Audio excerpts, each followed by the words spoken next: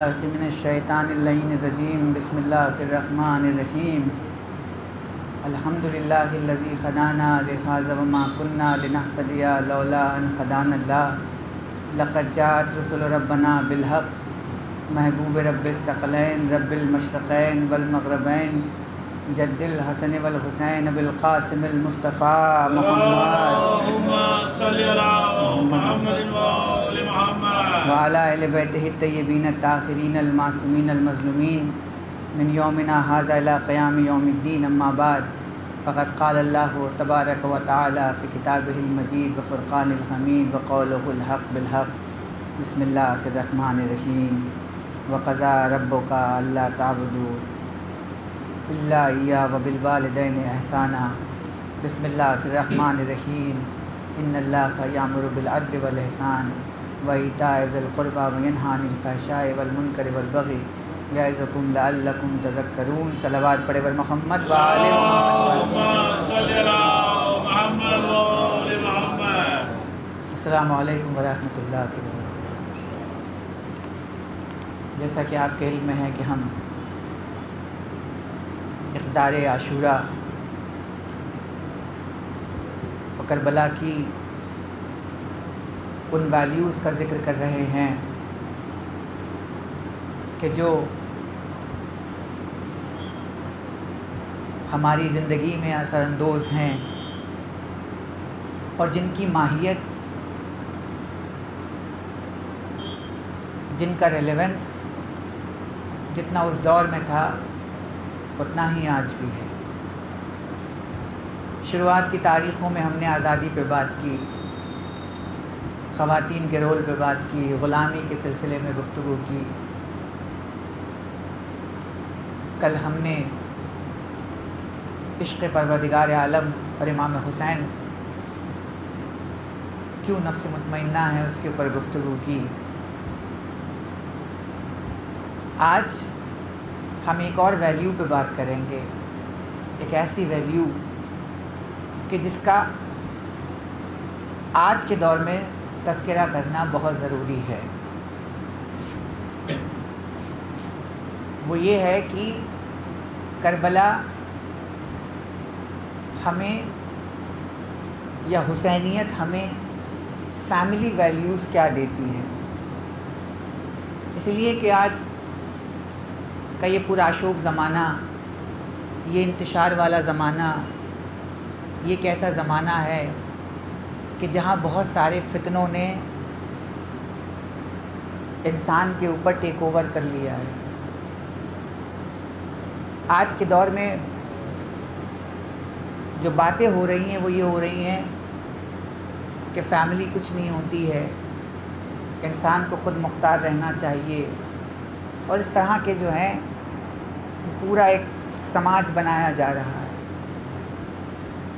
اس میں جو سب سے بڑی پریشانی ہم دیکھ رہے ہیں وہ یہ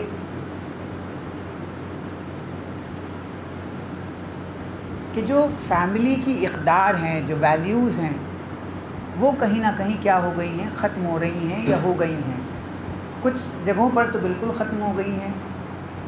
ہم چونکہ بحمدللہ اہل البیت علیہم الصلاۃ والسلام کے در سے جڑے ہوئے ہیں، ہم نے اس کو ابھی بھی پکڑ کے رکھا ہوا ہے، مگر اس کا یہ مطلب نہیں ہے کہ ہمارے یہاں یہ برائیاں نہیں پائی جاتی ہیں۔ ہمارے یہاں بھی ایسے کیسز مل جائیں گے کہ جہاں پہ ہم دیکھتے ہیں، لیکن سب سے پہلے جب ہم کربلا کو دیکھتے ہیں تو جہاں کربلا ہر طریقے سے انسان کو انفلوئنس کر رہی ہے، ہر مارکے میں، ہر شعبے میں، وہی کربلا کا جو پیغام ہے خانوادے کو لے کے، فیملی کو لے کے، وہ بھی قیامت تک کے لیے ایٹرنل ہو گیا ہے۔ آپ دیکھیے کہ انسان کی فیملی میں کون ہے، ماں باپ ہیں، بھائی بہن ہیں، دادا دادی، نانا نانی، انکل آنٹی، چچا تایا، ماموں خالہ۔ کربلا میں یہ سارے رشتے موجود ہیں، اور ان تمام کا رول کیا ہے؟ بعض اوقات کیا ہوتا ہے کہ انسان آفس میں بہت زیادہ پریشان ہو گیا، میٹنگ اچھی نہیں ہوئی، پروجیکٹ صحیح نہیں ہوا، اور آج کل ہم دیکھتے ہیں کہ وہ فرسٹریشن پھر گھر پہ نکلتا ہے آ کے، باس پہ تو نہیں نکل سکتا۔ لیکن جب ہم ابا عبداللہ امام حسین علیہ السلام کے کردار کو دیکھتے ہیں تو ہم یہ دیکھتے ہیں کہ اس تمام جنگ کے دوران، کہ جہاں جنگ چل رہی ہے، تمام چیزیں ہو رہی ہیں، یا مثلا ہم سب سے پہلے جائیں مدینے میں نے بڑی حیرت انگیز لائنیں پڑھی ہیں۔ اکثر بیشتر مصائب میں یہ بتایا جاتا ہے کہ جناب صغرا نے امام سے چلنے کی خواہش کی، امام نے کہا کہ تم بیمار ہو، نہیں جا سکتی، اور پھر اس کے بعد لیکن جو میں سمجھ پایا اس کو پڑھنے کے بعد وہ یہ ہے کہ امام نے جناب صغرا کو پورا ٹائم دیا، عجلت نہیں دکھائی۔ یہ نہیں کہا کہ چونکہ تم بیمار ہے، ہماری ٹون جیسے ہوتی ہے نا، تمہیں سمجھ میں نہیں آ رہا ہے، تمہیں ہمارا مقصد نہیں معلوم، نہیں۔ شہزادی فاطمہ صغرا کو امام نے تمام چیزوں کو ایکسپلین کیا ہے، اور اس کے بعد امام جو ہیں مدینے سے رخصت ہوئے ہیں۔ عاشور کے مصائب کی سب بات کرتے ہیں، مگر جو عاشور کے معنوی پہلو ہیں، جو ہمارے لیے سبق ہیں بحیثیت ماں باپ، بحیثیت بھائی بہن، ان کے بارے میں کم ذکر ہوتا ہے۔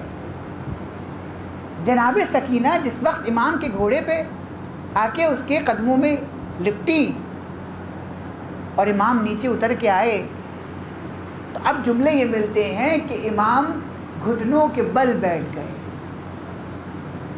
بیٹی کو جھڑکا نہیں۔ یہ کہیں نہیں ملے گا کہ ان سے کہا ہو کہ تمہیں سمجھ میں نہیں آ رہا ہے، مجھے دیر ہو رہی ہے، جانا ہے، شہادت دینی نہیں۔ یعنی ایسے پرآشوب ہنگامے میں انسان اپنی ویلیوز کو بچائے ہوئے، بہت بڑی بات ہے۔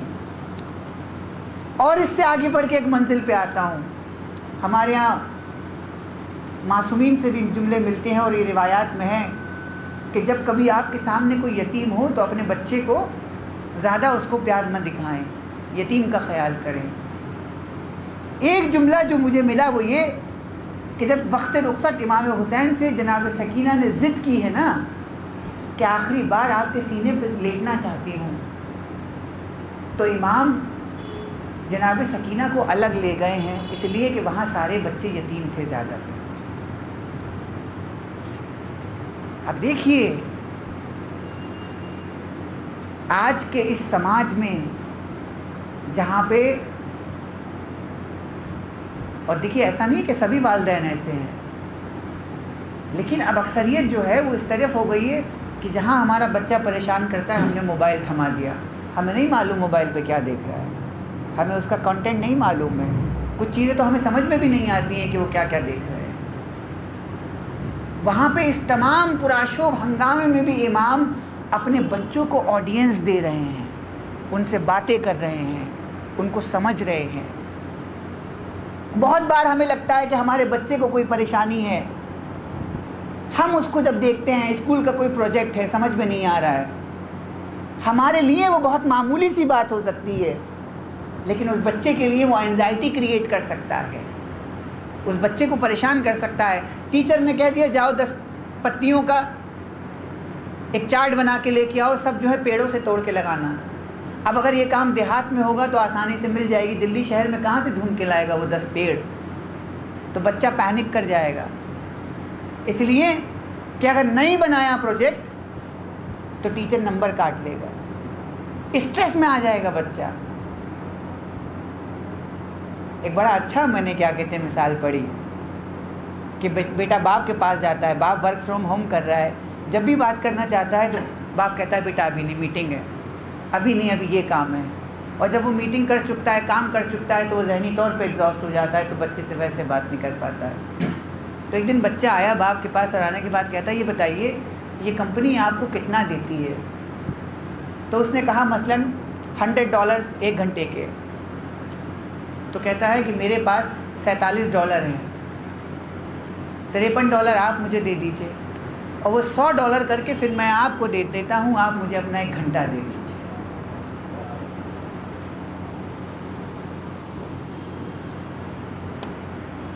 تو یہ ضروری ہے کہ ہم ان باتوں کو سمجھیں، اس لیے کہ کربلا جہاں تمام چیزیں ہمیں دے رہی ہے وہاں ایک فیملی کا نظام سمجھا رہی ہے کہ دیکھو آپس میں، اور یہ یقین ہی تو ہے اہل البیت کا اور ان کی فیملی والوں کا کہ ایک دوسرے کے لیے جان دینے کو تیار ہیں۔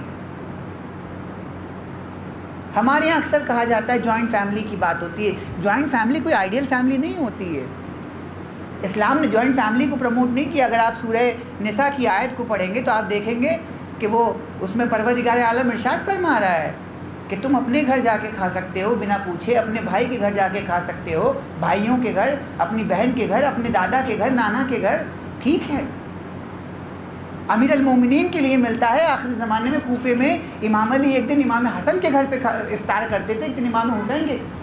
جوائنٹ فیملی کے اپنے وہ ہو سکتے ہیں، کوئی وہ نہیں ہے، لیکن ایک جو چیز ہمیں سمجھ میں آتی ہے وہ یہ ہے کہ آپس میں محبت، آپ تنہا رہ کے بھی ایک دوسرے کے ساتھ محبت کر سکتے ہیں، اور انہی ویلیوز کو بچانے کے لیے کربلا میں امام حسین تشریف لے کے آئے۔ آج کے اس مجلس میں ہم نے 2 آیتوں کا ذکر کیا ہے۔ بھائی کا بھی حکم تھا، اور میں نے جب ہم شروع میں بات کی تھی تو بھی ہم نے کہا تھا کہ ہم انشاءاللہ ایک مجلس میں صلہ رحم و قطع رحمی پہ اور ماں باپ کے سلسلے سے بات کریں گے کہ کیسے، کہ قطع رحمی کیا چیز ہے، صلہ رحمی کیا چیز ہے، اور باقی جو رائٹس ہیں پیرنٹس کے اور تمام لوگوں کے، اس کے اوپر بات کریں۔ ایک مرتبہ صلوات پڑھیں محمد و آل محمد۔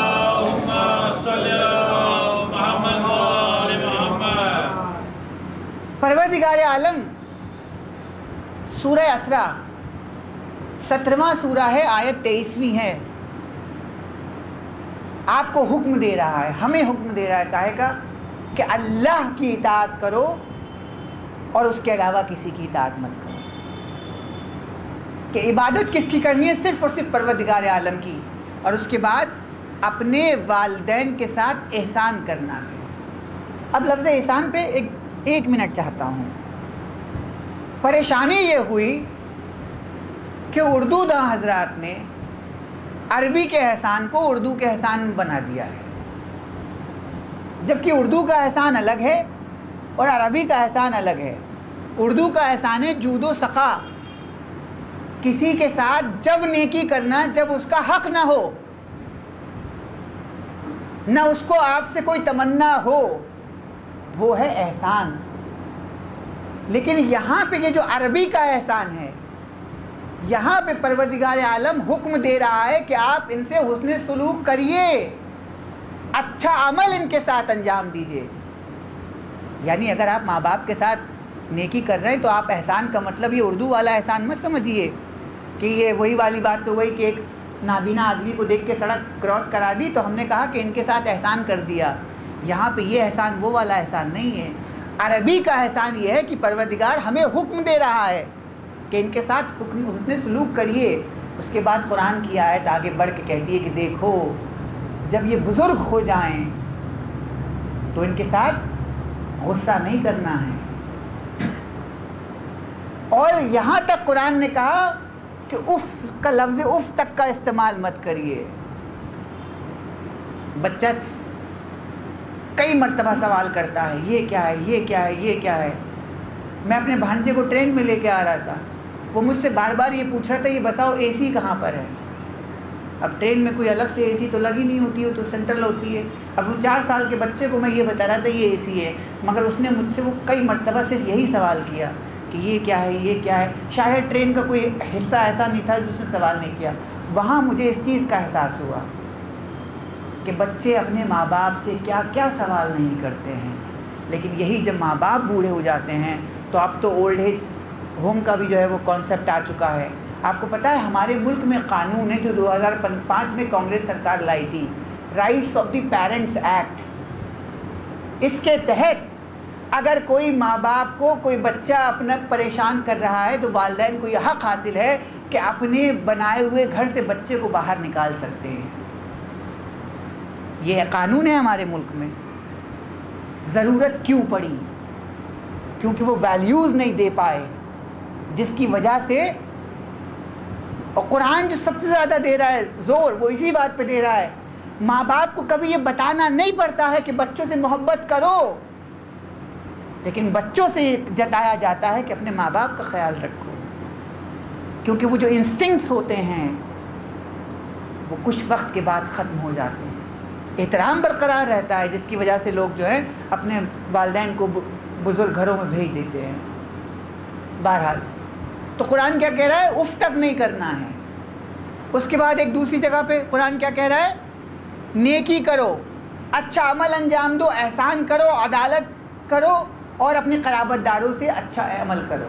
یعنی آپ دیکھیے والدین کے رائٹس جو ہیں وہ پروردگار عالم نے بالکل صاف طور پہ بتا دیے ہیں، اور حدیث قدسی میں یہاں تک آیا ہے، پروردگار عالم ارشاد فرماتا ہے کہ اگر کوئی شخص دنیا کے تمام اچھائیاں اور نیکیاں کرنے کے ساتھ میرے پاس آئے لیکن وہ اپنے ماں باپ کے لیے اس نے کچھ نہیں کیا ہے، تو میں اس کی تمام نیکیاں اس کے منہ پہ مار دوں گا، میں کچھ بھی قبول نہیں کروں گا۔ یہ والدین کے حقوق ہیں۔ اب اس میں ماں کے حقوق دیکھ لیں اور باپ کے حقوق دیکھ لیں، ایک ایک مثال جلدی سے کر کے، اور پھر میں 2-4 بچوں کے حقوق بتاؤں گا اور پھر صلہ رحم پہ آتا ہوں، اس لیے کہ بڑا وسیع ٹاپک ہے۔ ایک مرتبہ صلوات پڑھ محمد والے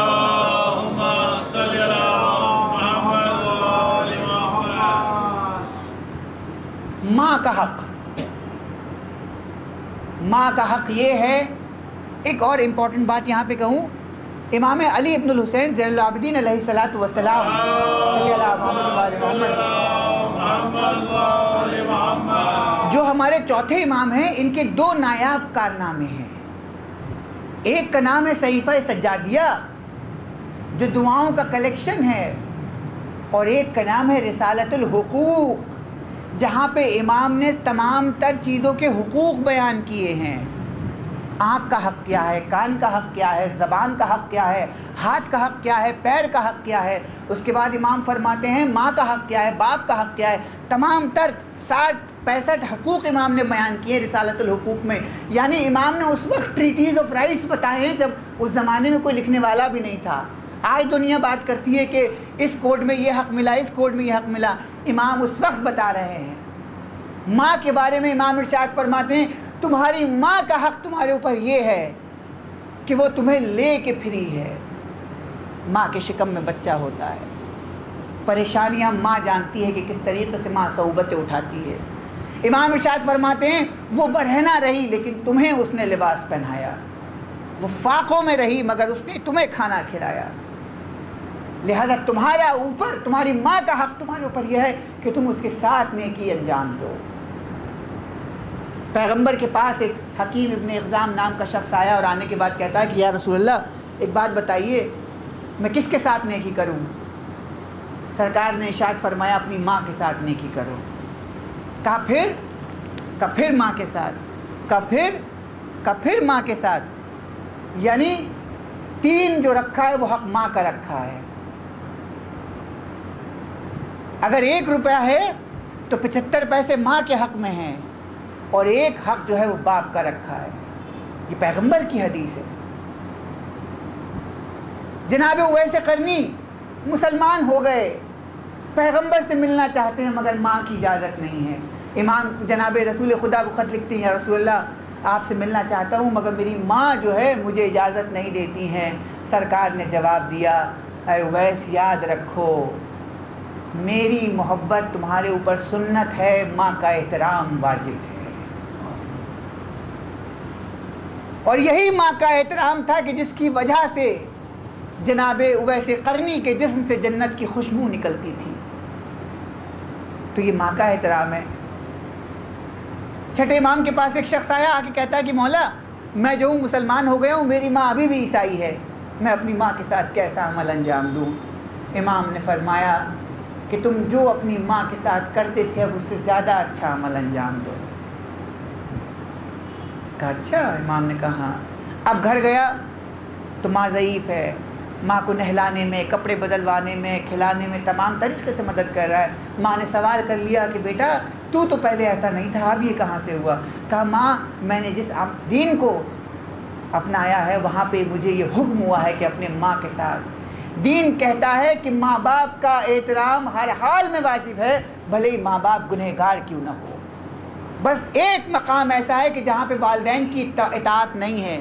اگر والدین آپ کو اللہ کے خلاف جانے کو کہیں تو وہاں پہ والدین کا حکم نہیں ماننا ہے. اس کے علاوہ والدین کی ہر حال میں اطاعت کرنی ہے. باپ کا حق یہ ہے. امام زین العابدین علیہ السلام ارشاد فرماتے ہیں، امام ارشاد فرماتے ہیں تمہارے باپ کا حق یہ ہے کہ یاد رکھو وہ روٹ ہے، تم برانچ ہو، وہ جڑ ہے، تم اس کی شاخ ہو. اگر وہ نہ ہوتا تو تمہارا وجود نہ ہوتا. اس کے بعد امام کہتے ہیں کبھی اپنے اندر کوئی اچھائی دیکھو تو یہ مت سمجھنا کہ یہ تمہارا کمال ہے. یہ تمہاری جو اچھائی ہے یہ تمہارے باپ کی بنا پر ہے، تمہارے باپ کی بنیاد کی بنا پر. اگر آپ کے اندر کوئی کمال پایا جا رہا ہے، کوئی اچھائی ہے، تو اس کا مطلب یہ ہے کہ آپ کے والد کے اندر وہ اچھائی ہے. یہ وجہ یہ ہے آپ کے والد کا عمل ایسا ہے کہ جس کی وجہ سے جو ہے آپ کے اندر یہ کمال پایا جاتا ہے. اور پھر اس کے بعد امام 4 حق بتاتے ہیں والد کے. پہلا حق یہ ہے کہ اپنے باپ کا نام لے کے مت پکارو. دوسرا حق یہ ہے کہ اپنے باپ کے آگے آگے مت چلو، ہمیشہ باپ کے پیچھے چلو. میں نے علی گڑھ میں ایک عالم دین اور ان کے صاحبزادے کو بڑے غور سے دیکھا، کئی سال آبزرو کیا. جب بھی وہ چلتے تھے ان کے صاحبزادے ہمیشہ ان کے پیچھے، کندھے جھکے ہوئے. دین کہتا ہے کہ جب اپنے باپ کے سامنے جاؤ تو اس طریقے سے جاؤ جیسے کوئی غلام جاتا ہے آقا کے سامنے.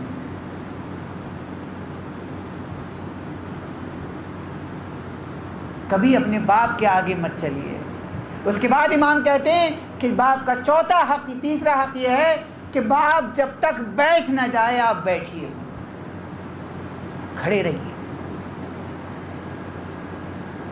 اور اس کے بعد چوتھا حق یہ ہے کہ اپنے باپ کی بے عزتی کا باعث مت بنیے، اس کے فخر کا باعث بنیے. سماج میں کوئی کام آپ ایسا مت کریے کہ جس کی وجہ سے آپ کے والدین کی توہین ہو. آپ کے باپ کا حق یہ ہے آپ کے اوپر کہ آپ اس کی عزت کا باعث بنیے، اس کے لیے شرمندگی کا باعث نہ بنیے. واقعہ ملتا ہے اور بہت مشہور واقعہ ہے آیت اللہ مرشی نجفی کا. آیت اللہ مرشی نجفی بہت بڑا نام ہے کہ جس کی لائبریری پورے دنیا میں مشہور ہے. اور انہوں نے وہ لائبریری کس طریقے سے قائم کی؟ نمازیں پڑھ پڑھ کے لوگوں کے لیے روزے رکھتے تھے اور اس سے جو پیسہ ملتا تھا کتابیں خریدتے تھے. آج آیت اللہ مرشی نجفی کی بہت بڑی لائبریری ہے ایران میں.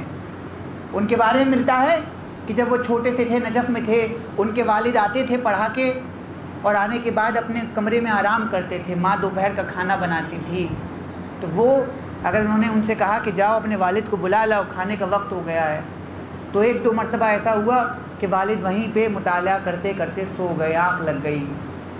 تو یہ باپ کو اذیت نہیں دیتے تھے، اٹھاتے نہیں تھے، بلکہ کچھ کہتے ہیں کہ باپ کے پیروں میں اپنے سر کو رکھ دیتے تھے اور کچھ کہتے ہیں کہ اپنے باپ کے پیروں میں اپنے چہرے کو ملنے لگتے تھے اور وہ فوراً اٹھ جاتے تھے اور اس کے بعد ان کو دعائیں دیتے تھے، جس کی وجہ سے آج آیت اللہ مرشی نجفی کا یہ مقام ہے. تو دین اور یہی ویلیوز ہمیں کربلا میں ملتی ہیں کہ امام نے ایک حکم دیا ہے.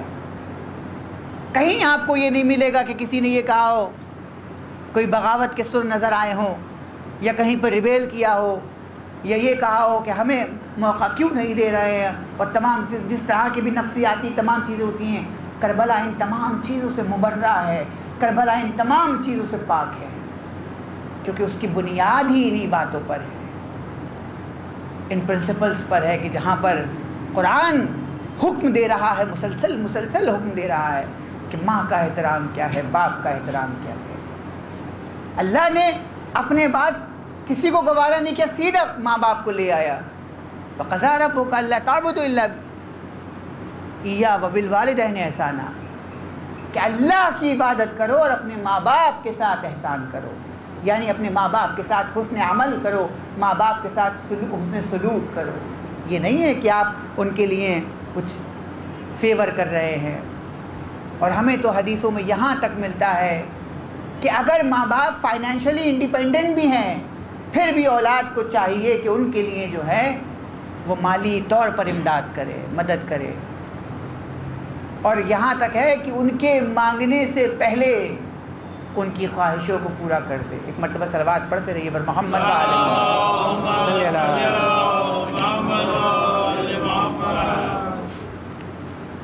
تو ماں باپ کا حق ہے یہ۔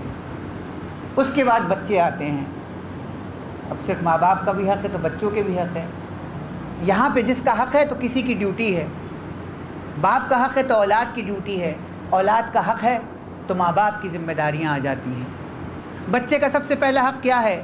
امام ارشاد فرماتے ہیں رسالۃ الحقوق میں کہ یاد رکھیے اپنے بچوں کو ایسی تربیت دیجیے کیونکہ وہ جو کچھ بھی سیکھے گا وہ آپ سے سیکھے گا، وہ جو بھی عمل کرے گا وہ آپ کے بتائے ہوئے اور آپ کے طریقے سے کی ہوئی تربیت کے حساب سے کرے گا۔ لہٰذا آپ کی ذمہ داری یہ ہے کہ آپ ایسی تربیت کریے کہ وہ آپ کے نام کو بہتر کرے۔ تو بچے کا پہلا حق کیا ہے؟ بچے کا پہلا حق یہ ہے کہ اس کا اچھا نام رکھا جائے، اس لیے کہ نام جو ہے کبھی کبھی نام کیا ہوتا ہے، اگر اچھا نام نہیں ہوتا ہے تو باعث شرمندگی بھی بن سکتا ہے۔ صلوات پڑھے بر محمد وآل محمد صلی اللہ محمد۔ ہم بعض اوقات دیکھتے ہیں بہت سے لوگوں کے نام ہوتے ہیں، اگر وہ پیدا ہو گئے سیاہ رنگ کے تو کچھ لوگوں نے کلو نام رکھ دیا، ٹھیک ہے، چھوٹا قد رہ جاتا ہے، یہ ہمیں سماج میں سب مل جائیں گے، ٹھیک ہے، کسی کے نام کے آگے جو ہے ایک وہ خاص اس کا قد کا لگا دیں گے، اگر وہ لمبا ہے تو لمبو اور چھوٹا ہے تو ٹھگنا یا وہ کر کے۔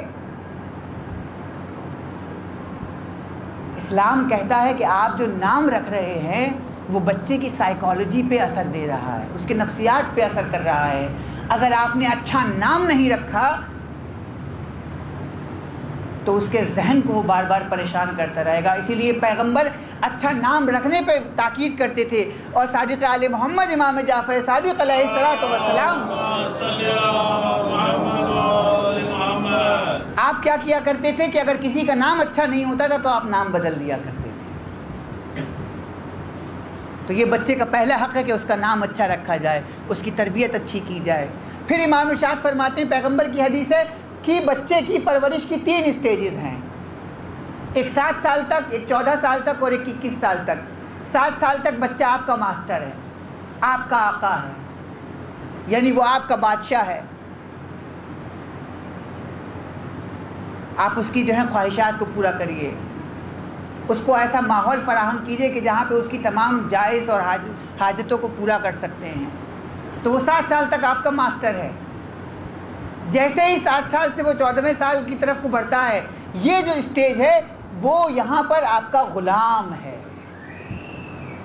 اب اس کی تربیت ایسے کرنی ہے جیسے غلاموں کی تربیت کی جاتی ہے، یعنی اس کے ساتھ اگر ضرورت پڑے تو ہلکی سی سختی بھی کر سکتے ہیں، اس کو دین کی بنیادیں سکھا سکتے ہیں۔ میں نے تو ایک حدیث میں یہاں تک پڑھا ہے کہ جب بچہ 3 سال کا ہو جائے تو اس کو کلمہ لا الہ الا اللہ صرف 7 بار پڑھوائیے۔ دیکھیں دین یہ کہتا ہے کہ زیادہ برڈن دینے کی بھی ضرورت نہیں ہے۔ آج کا ماحول یہ ہے کہ جہاں پہ بچے چھوٹے ہیں ان کی کمر پہ بڑا بھاری بستہ لگا ہوا ہے، 70 طریقے کی کتابیں ہیں اور ان کو دن بھر رٹوایا جاتا ہے، ان کو سمجھ نہیں ہے۔ ہمارے گھر میں بھی بچے ہیں، ان کو پروجیکٹ دے دیا جاتا ہے نہرو کے بارے میں لکھ کے لائیے۔ اب 3 کلاس کے بچے کو نہرو کے بارے میں کیا پتہ ہے، تو وہ کیا کرتا ہے کہ آپ ہمارے لیے ایسے لکھ دو، ٹھیک ہے، یا مثال کے طور پہ یہ کہہ دیا کہ اسکول کی پورٹریٹ بنا کے لاؤ۔ اب 2 کلاس کا بچہ اسکول کی پینٹنگ کیسے بنا سکتا ہے؟ اسلام کیا کہہ رہا ہے، بچہ جب 3 سال کا ہو تو صرف اس کو 7 مرتبہ ایک بار 7 مرتبہ لا الہ الا اللہ پڑھوائیے۔ جب وہ 3 سال 7 مہینے 20 دن کا ہو جائے تب اس کو جو ہے آپ محمد الرسول اللہ پڑھوائیے، اور جب وہ پورے 4 سال کا ہو جائے تو اس کو 1 مرتبہ صلوات پڑھوائیے پر محمد وآل محمد صلی اللہ۔ اور اس کے بعد حدیث دھیرے دھیرے آگے بڑھتی ہے اور بتاتی ہے کہ ضروری نہیں ہے کہ آپ اس کو 4 سال میں ہی، اگر ہاں بچے میں اہلیت ہے، لیکن دیکھیے پھر یہاں پہ مینٹل فیکلٹیز اور کوگنیٹیو ایبلٹیز کی بات بھی آ جاتی ہے۔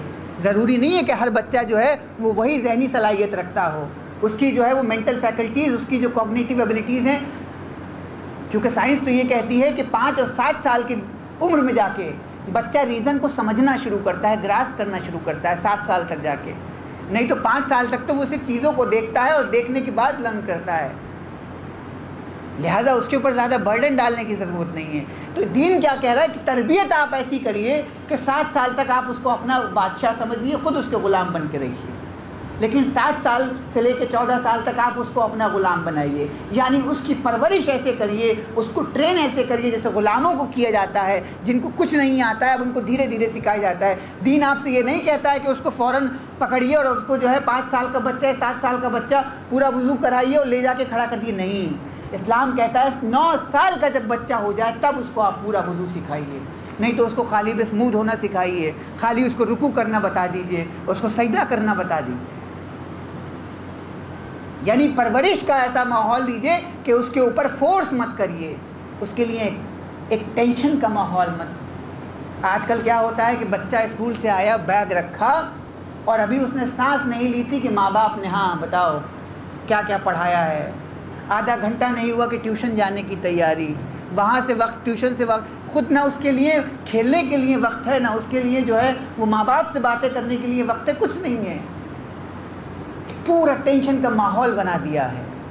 اور اب تو حد یہ ہو گئی ہے کہ لوگ وہ مذاق بھی بنانے لگے ہیں کہ کلاس 6 سے جو ہے وہ نیٹ کی تیاری شروع ہو جاتی ہے، کہ بچہ ابھی کلاس 6 میں آیا ہے لیکن نیٹ آپ کو بیچا جانے لگتا ہے کہ نیٹ کے خواب دکھائے جانے لگتے ہیں، JEE کے خواب دکھائے جانے لگتے ہیں۔ ارے ابھی تو اس کے سمجھنے کے دن ہے، اس کے کھیلنے کودنے کے دن ہے۔ یہ کیا ہوتا ہے کہ یہ یہاں پہ اس کے جو عقلی صلاحیتیں ہیں اس کو ختم کر دیا جاتا ہے، اور اس کے بعد 14 سے جو 21 سال کا وقت ہے، اب وہ یہاں پہ آپ کا مشیر ہے، آپ کا وزیر ہے، اب آپ اس کو ایسے تربیت کریے جیسے ایک آپ کا کاؤنسلر ہوتا ہے، یعنی اس کو اپنے فیصلوں میں شامل کریے، اس سے رائے مشورہ کریے، اس سے پوچھئے کہ تمہارا زندگی کو لے کے کیا نظریہ ہے، تم کیا سوچتے ہو، سماج میں کیا چل رہا ہے، یہ خبر آ رہی ہے، اس کے بارے میں تمہاری کیا رائے ہے، کیا تمہارا ایک جو ہے ورلڈ ویو ہے، کیا پرسیپشن تم نے بنایا ہوا ہے۔ ایک وزیر کے ساتھ، ایک کاؤنسلر کے ساتھ جیسے آپ بات کرتے ہیں اس طریقے سے بات کریے۔ اور جب امام فرماتے ہیں، پیغمبر کہتے ہیں جب 21 سال کا ہو جائے اب آپ اس کو آزاد کر دیجیے۔ اب آزاد کرنے کا یہ مطلب نہیں ہے کہ آپ نے اس کو چھوڑ دیا، نہیں، اگر آپ نے یہ 3 اسٹیجز والی ٹریننگ دے دی ہے تو پھر آپ کو جو ہے 21 سال کے بعد پریشان ہونے کی ضرورت نہیں ہے، اس لیے کہ آپ نے ایک سانچے میں ڈھال دیا ہے۔ لیکن اگر جہاں ہم کمی کر جاتے ہیں تو پھر ہمیں آگے چل کے بہت پریشانیاں آتی ہیں۔ اور ایک بات اور کہتا چلوں، وہ ماں باپ جو اپنی اولاد پہ ہمیشہ ہر وقت خوف بٹھائے رکھتے ہیں، خوف اکثر کیا کرتا ہے، یا تو اولاد کو باغی بنا دیتا ہے یا جھوٹ بولنے پہ مجبور کر دیتا ہے۔ دین کہتا ہے کہ بالغ بچوں کو مارنا نہیں چاہیے، ان پہ ہاتھ نہیں اٹھانا چاہیے۔ کبھی اسلام کے ذریعے، اسلام کے نظریے سے اگر آپ حقوق کو دیکھیں گے، بچوں کے حقوق کو دیکھیں گے، ماں باپ کے حقوق کو دیکھیں گے تو پتہ لگے گا کہ کتنی وسعت ہے، کتنا جو ہے لوگوں کو جو ہے سمجھتا ہے، کتنی حقوق کی بات کی ہے۔ وہ ماں باپ جو اکثر اپنے بچوں کو گھڑکیاں دیتے رہتے ہیں، میں نے پھر وہی بات دہراتا ہوں، شروع میں کہی تھی کہ امام حسین نے ہر حال میں اپنے بچوں کو سمجھا ہے، کیسی مشکل کے ماحول میں بھی آ کے امام گھڑکی نہیں دے رہے ہیں، امام یہ نہیں کہہ رہے ہیں کہ میں جنگ پہ جا رہا ہوں، یہ وقت نہیں ہے سینے سے لگنے کا، یہ وقت نہیں ہے میرے رہوار کو روکنے کا، یا ہم مدینہ چھوڑ کے جا رہے ہیں، نہیں، آپ کسی بھی موقع پہ دیکھ لیجئے اہل البیت کی تعلیم میں آپ کو کہیں نہیں ملے گا کہ جہاں پہ انہوں نے غصہ ظاہر کیا ہے، کیسی بھی مشکل ہے انہوں نے اپنی اولاد کو وقت دیا ہے، سمجھا ہے، آڈینس دیا ہے۔ یہی ہمیں اپنے اندر پیدا کرنا ہے۔ اور اگر آپ دیکھیے جب یہ ہم اپنی اولاد کا، اپنے بچوں کا ٹرسٹ جیت لیں گے، ہم ان کے دوست بن کے ان کا یقین جیت لیں گے، تو پھر نہ وہ ہم سے جھوٹ بولیں گے، نہ پھر اور کوئی پریشانی ہوگی۔ لہٰذا یہ تمام ذمہ داریاں ہیں کہ جہاں ماں باپ کے حق ہیں، میں نے کہا نا ماں باپ کے حق، اور اب ہم آتے ہیں جلدی جلدی رشتہ داروں کے حقوق پہ۔ صلہ رحم، اس لیے کہ کربلا ایک ایسی درسگاہ ہے جہاں پہ رشتوں میں صرف ماں باپ یا اولاد کا نہیں ہے بلکہ وہاں بھائی بہن کا بھی رشتہ دکھایا ہے. کیسا جانثاری کا رشتہ ہے کہ زینب کہہ رہی ہیں میرے بیٹے پہلے جائیں گے، علی اکبر بعد میں جائے گا. صلہ رحم کے معنی کیا ہیں؟ رحم کے معنی کیا ہیں؟ اگر آپ قرآن کے نظریے سے دیکھیں تو سورہ نساء کی آیت نمبر پہلی جو ہے اس کا ایک حصہ پڑھتا ہوں. وَاتَّقُوا اللَّهَ الَّذِي تَسَاءَلُونَ بِهِ وَالْأَرْحَامَ إِنَّ اللَّهَ كَانَ عَلَيْكُمْ رَقِيبًا. لفظ رحم کا استعمال ہوا ہے تو ایک تو رحم یہ ہوتا ہے جس کے معنی مرسی کے ہیں، کسی پہ رحم کرنا. یہاں پہ جو رحم استعمال ہوا ہے اسے کہتے ہیں ووم، شکم، جہاں پہ بچہ بنتا ہے. یعنی ہمارے جو رشتہ دار ہیں ان کو قرآن کہتا ہے یہ ایک ووم کے ہیں اس لیے یہ رشتہ دار ہیں، ایک شکم سے پیدا ہوئے ہوئے اس لیے رشتہ دار ہیں. اب آپ دیکھ لیجئے کہ دین آپ کو یہ بتا رہا ہے کہ ایک شکم کے پیدا ہونے والوں کا حق بتائے گا کہ ان کا حق کیا ہے. قرآن نے سورہ نساء میں، سورہ بقرہ میں جگہ جگہ پہ کہا ہے کہ اللہ کی اطاعت کرو، اپنے والدین کے ساتھ اچھا کرو اور اپنے رشتہ داروں کے ساتھ نیکی کرو. اب رشتہ داروں کے ساتھ نیکی کرنے کا کیا جزا ہے؟ رشتہ داروں کے ساتھ نیکی کرنے کی سب سے بڑی جزا یہ ہے کہ امام حسین علیہ السلام کا ارشاد ہے. آپ فرماتے ہیں کہ اگر کوئی چاہتا ہے کہ اس کی عمر بڑھ جائے تو اس کو چاہیے کہ وہ اپنے رشتہ داروں کے ساتھ نیکی کرے، ان کے ساتھ اچھا عمل انجام دے. اگر کوئی چاہتا ہے کہ اس کے رشتہ داروں کی عمر بڑھ جائے تو وہ اپنے رشتہ داروں کے ساتھ نیکی کرے. تو رشتہ داروں کے ساتھ اچھا عمل کرنے کا پہلا فائدہ یہ ہے کہ عمر بڑھتی ہے. حدیث میں آیا ہے کہ رشتہ داروں کے ساتھ نیکی کرنے کا دوسرا صلہ یہ ہے کہ جس وقت انسان کا دم نکلتا ہے تو اس کو اذیت نہیں ہوتی ہے. رشتہ داروں کے ساتھ نیکی کرنے کا تیسرا صلہ یہ ہے کہ جب انسان کسی کے ساتھ نیکی کرتا ہے تو اللہ اس کو وہاں سے عطا کرتا ہے جہاں سے اس کا گمان بھی نہیں ہوتا ہے. اس کے رزق میں زیادتی ہوتی ہے، اس کے گھر میں خوشحالی آتی ہے.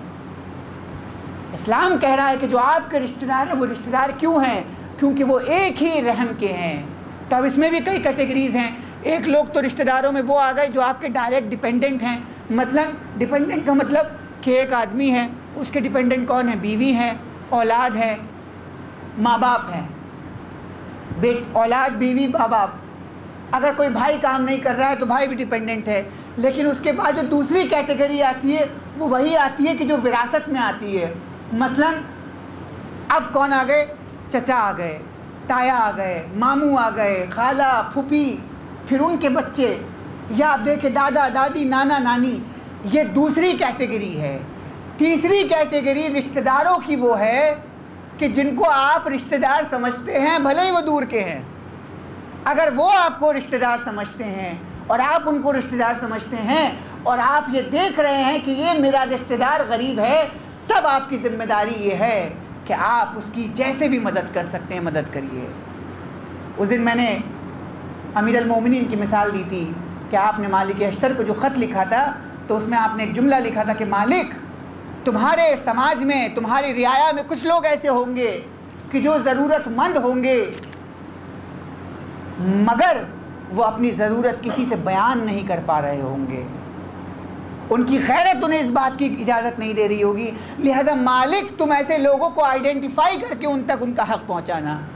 تو اسی طریقے سے ہماری ذمہ داری ہے کہ اگر ہمارا کوئی رشتہ دار ایسا ہے کہ جس کو ہماری ضرورت ہے کسی بھی اعتبار سے تو ہم اس کو آئیڈینٹیفائی کر کے پہنچائیں.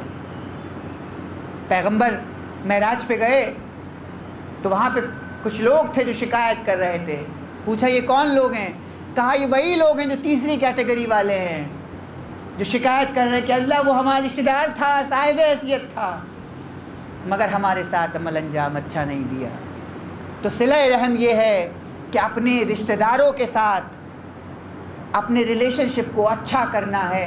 اور دیکھیے صلہ رحمی کا مطلب صرف یہ نہیں ہے کہ فائنینشلی طور پہ ہی مدد کرنی ہوتی ہے، مانیٹری طور پہ ہی مدد کرنی ہوتی، نہیں. اگر آپ اپنے کسی بزرگ کو سلام کر رہے ہیں تو یہ بھی صلہ رحم ہے. آپ کسی رشتہ دار کو پانی کا گلاس دے رہے ہیں تو یہ بھی صلہ رحم ہے. کسی سے اس کا حال پوچھ رہے ہیں تو یہ بھی صلہ رحم ہے. صلہ رحم میں جہاں تمام چیزیں ہیں کہ اگر کوئی ضرورت مند ہے تو اس کی مدد کریے، لیکن اس کے علاوہ یہ بھی صلہ رحم ہے۔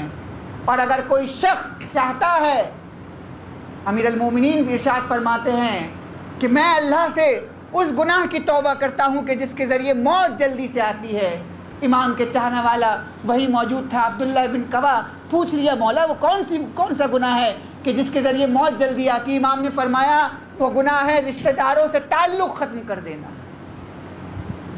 امام ارشاد فرماتے ہیں کہ اگر کوئی شخص اپنے رشتہ داروں سے تعلق ختم کر دیتا ہے تو موت جلدی آتی ہے۔ اور پھر چوتھے امام کی ایک حدیث پڑھ کے اور ربط مصائب، امام نے وصیت کی ہے، امام محمد باقر علیہ الصلوۃ والسلام صلی اللہ علیہ وسلم، ایک مرتبہ مل جل کے صلوات پڑھیں۔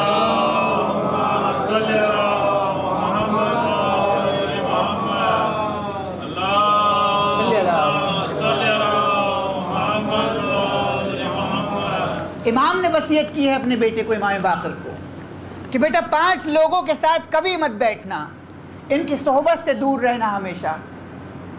سب سے پہلا انسان وہ ہے کہ جو حدود اللہ کو پامال کرتا ہے، اللہ کی حدود کو پامال کرتا ہے، یعنی کہ اللہ کے بتائے ہوئے کاموں کی مخالفت کرتا ہے۔ جہاں اللہ نے کہا ہے حلال تو اس کا اپوزٹ کرتا ہے، اور جہاں اللہ نے حرام کہا ہے تو وہ اس کا عمل وہ اپوزٹ انجام دیتا ہے۔ امام فرماتے ہیں بیٹا کبھی ایسے لوگوں کے ساتھ مت بیٹھنا کہ جو حدود اللہ کو پامال کرتے ہیں۔ کہا بابا دوسرا کون سا ہے؟ امام نے فرمایا کبھی کسی کنجوس کے ساتھ مت بیٹھنا، اس لیے کہ جب تمہیں سب سے زیادہ اس کی ضرورت ہوگی تو وہ تمہیں دھوکہ دے دے گا۔ کبھی کسی کنجوس کے ساتھ مت بیٹھنا۔ امام ارشاد فرماتے ہیں بیٹا کبھی کسی جھوٹے کے ساتھ مت بیٹھنا، اس لیے کہ جھوٹا جو ہے ایک آئینے کے مانند ہے، ایک چھلاوے کے مانند، ایک مراج ہے جو دور کی چیزوں کو سچ قریب دکھاتا ہے اور قریب کی چیزوں کو دور دکھاتا ہے۔ ارے آپ کے بارے میں تو یہ ایسا ہے، اس لیے کہ آپ کو پمپ کیا جا رہا ہے، آپ صاحب حیثیت ہیں، ٹھیک ہے، آپ جو ہے وہ پوزیشن پہ ہیں، ارے آپ کے بارے میں یہ دنیا جو ہے آپ سے نفرت کر رہی ہے، وہ آپ کے بارے میں جو ہے جھوٹ سچ کر رہا ہے، تو کسی جھوٹے کے ساتھ مت بیٹھنا۔ اس کے بعد امام ارشاد فرماتے ہیں کبھی کسی احمق، کسی بے وقوف کے ساتھ مت رہنا، اس لیے کہ وہ آپ کو چاہتا تو ہے فائدہ پہنچانا لیکن اس کو نقصان پہنچا دیتا ہے آپ کو۔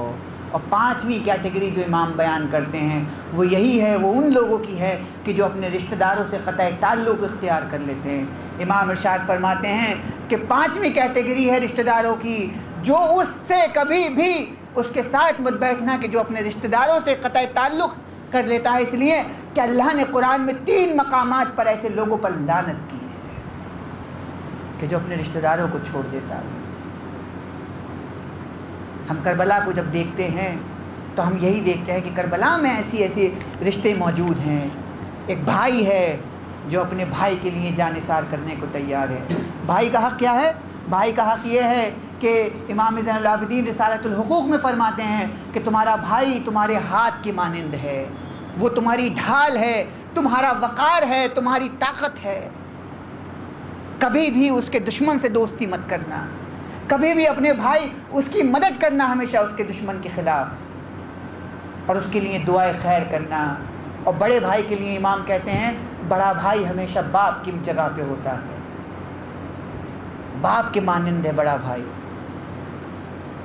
ہم کربلا کو جب دیکھتے ہیں اور کربلا کی ویلیوز کو دیکھتے ہیں تو ہمیں اسی طریقے کے رشتے نظر آتے ہیں کہ بھائی حکم دیتا ہے کہ یہ وقت نہیں ہے تمہارے لیے جنگ کرنے کا، تم ابھی نہیں جا سکتے جنگ کرنے کے لیے، تو سپہ سالار بھی ہے فوج کا، لیکن واپس چلے آتے ہیں۔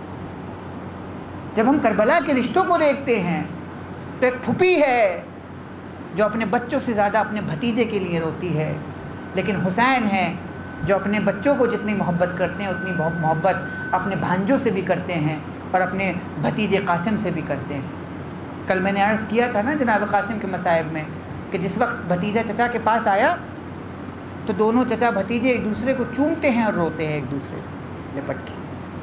یہ ویلیوز کربلا نے ہمیں دی ہیں، یہ فیملی کا جو فاؤنڈیشن، جو ریلیشن شپ کے ڈائنامکس کربلا نے بتائے ہیں، وہ ایسے ڈائنامکس ہیں کہ جتنے وہ کربلا میں ضروری تھے وہ اتنے ہی آج کے دور میں ضروری ہیں، اتنے ہی آج کے دور میں اہم ہیں، اتنے ہی آج کے دور میں ریلیونٹ ہیں۔ یہ بھی ایک کربلا کی اقدار، اس کی ویلیوز میں سے ہے۔ حضرت ابوالفضل عباس بھائی ہیں نا چھوٹے ابا عبداللہ امام حسین کے، اور کتنے چھوٹے ہیں؟ تقریباً 23 سال چھوٹے ہیں۔ کربلا میں جناب عباس کی عمر 34 اور 35 سال ملتی ہے، اور امام حسین اس وقت 57 برس کے ہیں۔ جناب زینب جناب عباس سے کتنی بڑی ہیں؟ تقریباً 22-23 سال بڑی ہیں، 21 سال۔ جناب زینب کی عمر کربلا میں 55 سال ہے۔ زینب نے عباس کو ماں بن کے پالا ہے، بھائی نہیں سمجھا ہے کبھی، ماں بن کے پالا ہے۔ اسی لیے 4 محرم کو نا جب پسر سعد نے کہا کہ یہ خیمے ہٹا لو، تو زینب نے فضہ سے پوچھا کہ یہ بتاؤ یہ باہر شور کیسا ہے؟ فضہ نے خیمے کے در پہ جا کے دیکھا تو کہا شہزادی غضب ہو گیا، علی کے شیر کو جلال آ گیا ہے، اس لیے کہ علی کے شیر کی حالت یہ ہے کہ کانوں سے پسینہ بہہ رہا ہے، منہ سے جھاگ نکل رہے ہیں، اور ایک خط کھینچتی ہے کہ کوئی اس خط کو پار نہیں کر سکتا۔ بس زینب نے ایک مرتبہ جا کے کہا، زینب نے فضہ سے کہا کہ جا کے کہنا کہ شہزادی تمہیں بلا رہی ہیں، اور اگر تم نہیں آئے تو زینب ابھی خیمے سے باہر آ جائے گی۔ زینب خیمے سے باہر آ جائے گی۔ اللہ اکبر۔ اتنا سننا تھا کہ جناب عباس شہزادی کے خیمے میں آ کے کھڑے ہو گئے، سر جھکا لیا، کہا کیا بات ہے؟ کہا شہزادی یہ لوگ چاہتے ہیں کہ ہم یہاں سے خیام کو ہٹا لیں۔ بی بی نے کہا کوئی بات نہیں، اگر یہ لوگ یہی چاہتے ہیں تو ہم اپنے خیام یہاں سے دور کر لیں گے۔ یہ احترام ہے بھائی کا اور بہن کا۔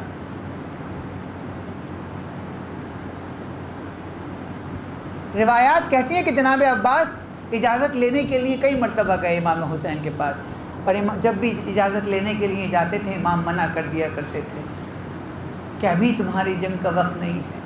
جب بھی امام کے پاس جاتے تھے امام اجازت لینے سے منع کر دیا کرتے تھے، ابھی تمہاری جنگ کا وقت نہیں ہے۔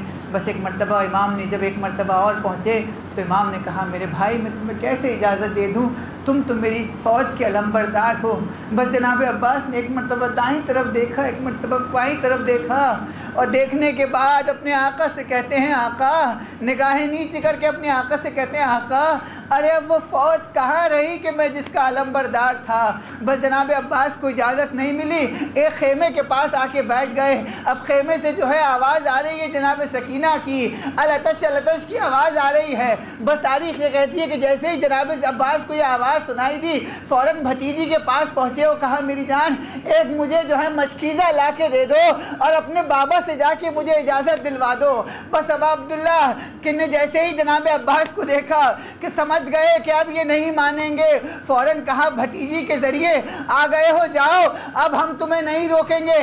لیکن جناب عباس سے تلوار لے لی اور تلوار لینے کے بعد ٹوٹا ہوا نیزہ دے دیا، یعنی مقصد صاف تھا کہ ہم تمہیں جنگ کرنے کے لیے نہیں بھیج رہے ہیں بلکہ پانی لانے کے لیے بھیج رہے ہیں۔ عزاداران امام علی مقام جناب عباس چلے، میدان مقتل میں پہنچے۔ تاریخ یہ کہتی ہے کہ آپ نے ایسا حملہ کیا کہ اس حملے میں 80 لوگوں کو قتل کیا، فرات پہ جا کے قبضہ کیا، پانی کو منہ تک لے کر آئے، مگر جیسے ہی پانی کو دیکھا ایک مرتبہ اپنے آپ سے کہتے ہیں ہائے پانی، چاہتے ہیں کہ پانی پی لے مگر پھر پانی کو پھینک دیا کہ میں پانی پی لوں اور فاطمہ کا لال پیاسا رہے، ارے فاطمہ کا لال اور میری بھتیجی پیاسی رہے۔ بس ایک مرتبہ مشک میں پانی کو لیا اور لینے کے بعد اب جلدی سے ارادہ یہ کرتے ہیں کہ خیام حسینی تک پانی کو پہنچا دے، مگر ایک شقی نے ایسا وار کیا کہ آپ کا داہنا بازو قلم ہو کے گرا. بس جلدی سے مشکیزے کو سنبھالا اور مشکیزے کو سنبھالنے کے بعد بائیں بازو میں لیا, مگر ایک حملہ ایسا ہوا کہ بایاں بازو بھی سنبھال نہیں پایا. بس آپ نے جو ہے مشکیزے کا تسمہ اپنے دانتوں میں سنبھالا کہ ایک شقی نے ایسا نیزہ مارا کہ مشکیزے میں لگا. اب جو پانی گرنا شروع ہوا تو جناب عباس نے فرات کی طرف کو رخ موڑ لیا, اس لیے کہ سکینہ سے وعدہ کر کے آئے تھے کہ پانی پلائیں گے, مگر اب بچی کو پانی میسر نہیں ہوگا. ادھر شہزادی سکینہ جو چچا کا علم دیکھ رہی تھی, جب جیسے ہی علم ٹھنڈا ہوا سکینہ نے کوزے کو پھینک دیا. جناب عباس نے آواز دی, السلام علیکہ یا ابا عبداللہ, اے میرے آقا میرا سلام لیجئے.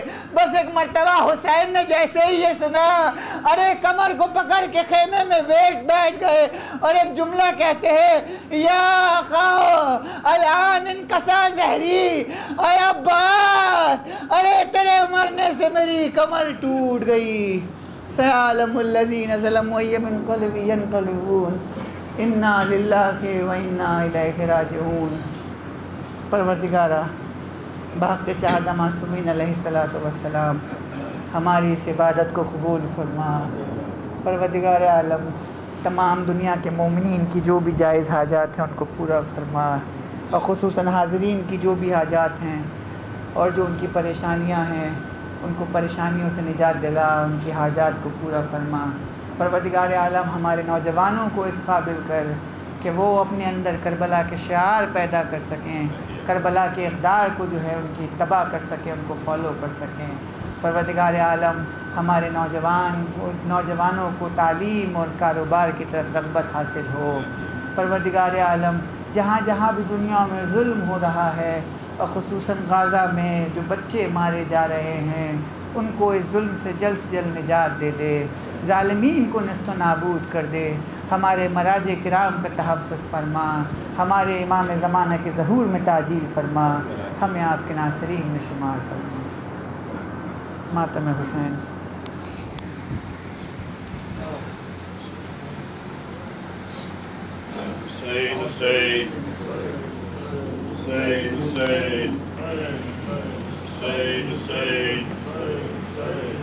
Say